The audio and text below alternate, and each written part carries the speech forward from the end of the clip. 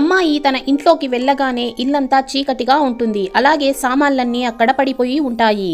అదంతా చూసిన ఈమె చాలా భయపడిపోతుంది. అప్పుడే అక్కడికి జాక్ అనే ఒక అబ్బాయి వచ్చి ఇదంతా నీ కోసం సర్ప్రైజ్ చేశాను అని చెప్పి ఆమెకి ప్రపోజ్ చేస్తాడు. కానీ అదంతా చూసిన అమ్మాయి చాలా భయపడిపోయి కోపంగా అక్కడి నుంచి వెళ్లిపోతుంది.